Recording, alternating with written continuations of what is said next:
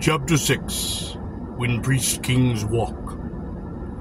Vika could cook well, and I enjoyed the meals she prepared. Stores of food were kept in concealed cabinets at one side of the room, which were opened in the same fashion as the other apertures I had observed earlier.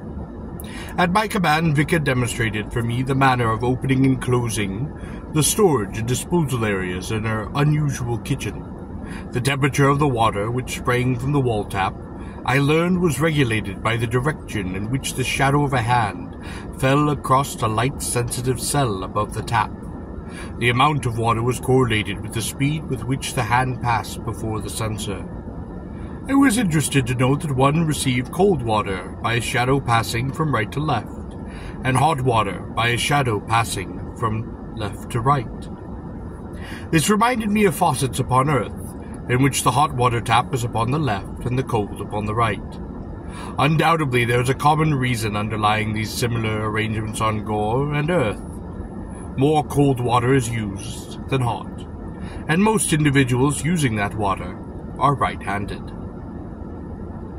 The food which Vika withdrew from the storage apertures was not refrigerated, but was protected by something resembling a foil of blue plastic. It was fresh and appetizing. First she boiled and simmered a kettle of sulaj, a common Korean soup consisting of 3 standard ingredients, and as it is said, whatever else may be found, saving only the rocks of the field. The principal ingredient of sulaj were the golden sul, starchy golden-brown vine-borne fruit of the golden-leaved sul plant, the curled red ovate leaves of the tar paw, a tree parasite, cultivated in host orchards of tur trees, and the salty blue secondary roots of the kesh shrub, a small, deeply rooted plant which grows best in sandy soil. The meat was a steak, cut from the loin of a bosk, a huge, shaggy, long-horned, ill-tempered bovine, which shambles in large, slow-moving herds across the prairies of Gor.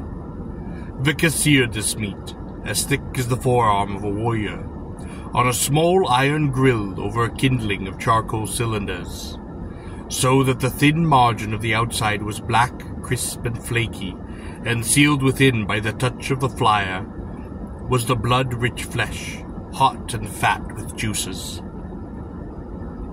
Beyond the sulaj and the bosk steak, there was the inevitable flat, round loaf of the yellow sartana bread.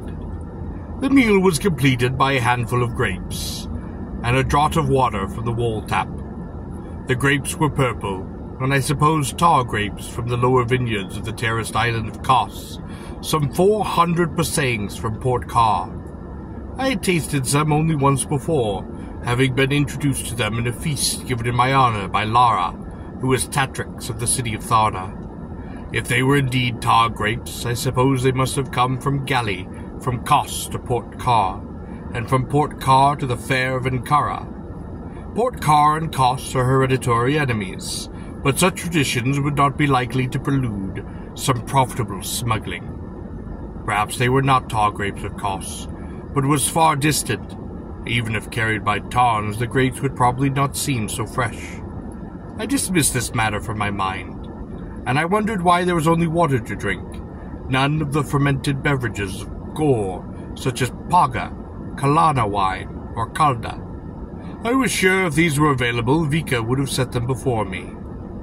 I looked at her. She had not prepared herself a portion, but after I had been served, had knelt silently to one side, back on her heels in the position of a tower slave, a slave to whom largely domestic duties would be allotted to the Korean apartment cylinders. On Gor, incidentally, chairs have special significance. They do not occur in private dwellings. They tend to be reserved for significant personages, such as administrators and judges. Moreover, although you may find this hard to understand, they are not thought to be comfortable. Indeed, when I had returned to Earth for my first trip to Gor, I had found that one of the minor inconveniences of my return was reaccustoming myself to the simple business of sitting on chairs. I felt for some months rather awkward. Perched upon a little wooden platform, supported by 4 narrow sticks. Perhaps if you could imagine yourself suddenly being forced to sit on rather high-end tables, you can sense the feeling.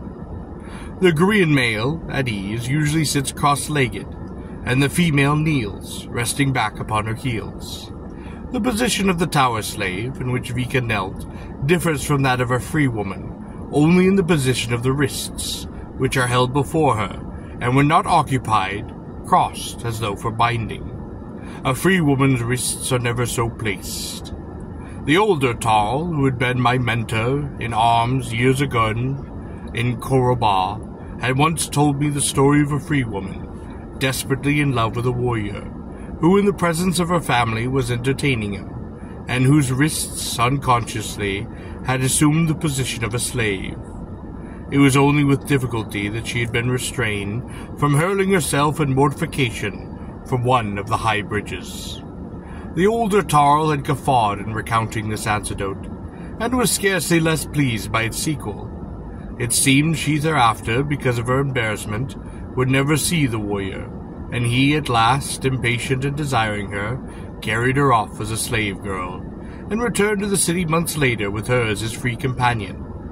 At the time that I had been in Korba, the couple had still been living in the city. I wondered what had become of them.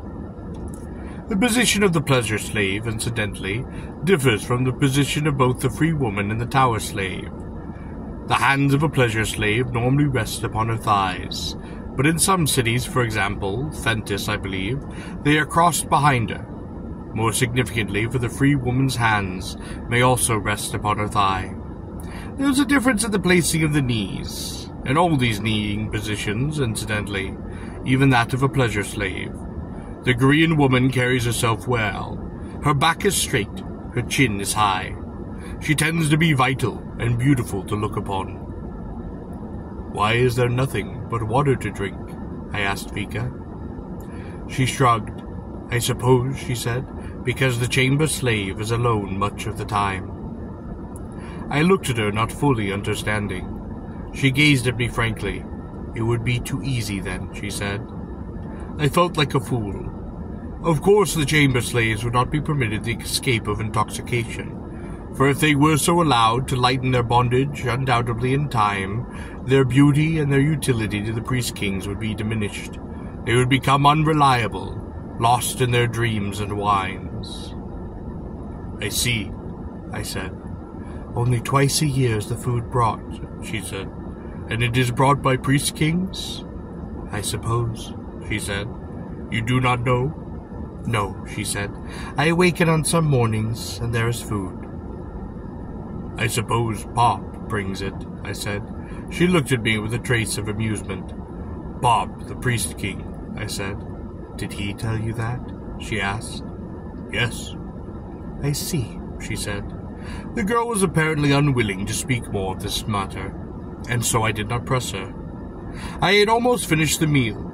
"You've done well," I congratulate her. "The meal is quite excellent." "Please, I am hungry," she said. I looked at her dumbfounded. She had not prepared herself a portion, so I assumed that she had eaten, or was not hungry, or would perhaps make her own meal later. "Make yourself something," I said. "I cannot," she said simply. "I can eat only what you give me." I cursed myself for a fool. Had I now become so much the Korean warrior that I could disregard the feelings of a fellow creature, in particular those of a girl, who must be protected and cared for? Could it be that I had, as the codes of my caste recommended, not even considered her, but merely regarded her as a rightless animal, no more than subject beast, an abject instrument to my interests and pleasures, a slave? "I am sorry," I said. "Was it not your intention to discipline me?" "No." "Then my master is a fool." She reached for the meat that I had left upon my plate. I caught her wrist. "It is now my intention to discipline you." Her eyes briefly clouded with tears. "Very well," she said, withdrawing her hand. Vika would go hungry that night. Although it was late, according to the chamber chronometer, fixed in the lid of one of the chests, I prepared to leave the room. Unfortunately, there was no natural light in the room, and so one could not judge the time by the sun or the stars and moons of Gor. I missed them. Since I had wakened, the energy bulbs had continued to burn at a constant and undiminished rate. I had washed as well as I could, squatting in the stream of water which emerged from the wall. In one of the chests against the wall I had found among the garments of other castes a warrior's tunic. I donned this, as my own had been torn by the larl's claws. Vicka had unrolled a straw mat which she placed on the floor at the foot of the great stone couch in the chamber. On this, wrapped in a light blanket, her chin on her knees, she sat watching me. A heavy slave ring was set in the bottom of the couch, to which I might have, had I pleased, chained her, and then I buckled upon my sword. "You are not going to leave the chamber, are you?" asked Vicka, the first word she had said to me since the meal. "Yes." "But you may not." "Why?" "It is forbidden." "I see." I started for the door. "When the priest kings wish you, they will come for you. Until then, you must wait," she said. "I do not care to wait." "But you must," she insisted. I went to her, placing my hands upon her shoulders. "Do not fear the priest king so." She saw that my resolve was not altered. "If you go, at least return before the second gong." "Why?" I asked. "For yourself," she said. "I am not afraid," I said. "Then for me," she said, not raising her eyes. "But why?" I asked. She seemed confused for a moment. "I am afraid to be alone." "But you have been alone many nights." She looked up at me, and I could not read the expression in her troubled eyes. One does not cease to be afraid. "I must go." Suddenly in the distance I heard the rumble of the gong, which I had heard before in the hall of the priest kings. Vicka smiled up at me. "You see," she said in relief, "it is late. You must return." "Why?" She looked away, avoiding my eyes. "Because the energy bulbs will soon be dimmed, and it will be the hours allotted for sleep." She seemed unwilling to speak further. "Why must I remain?" I asked. I held her shoulders more firmly, shook her slightly to force her to speak. "Why?" I insisted. Fear creeped into her eyes. "Why?" I demanded. Then came the second rumbling stroke of the distant gong. Vicka seemed to tremble in my arms, her eyes wide with fear. I shook her again savagely. "Why?" I cried. She could hardly speak, her voice scarcely above a whisper. "Because, after the gong?" "Yes," I demanded. "They walk." "Who?" I demanded. "The priest kings," she cried, and then turned from me. "I am not afraid of Pop," I said. She turned and looked upon me. "He is not a priest king," she said quietly. Then came the third and final stroke of that distant gong. At that same instant, the energy bulbs in the room dimmed, and I understood that now, somewhere, in that long corridors of that vast evidence, there walked the priest kings of Gor.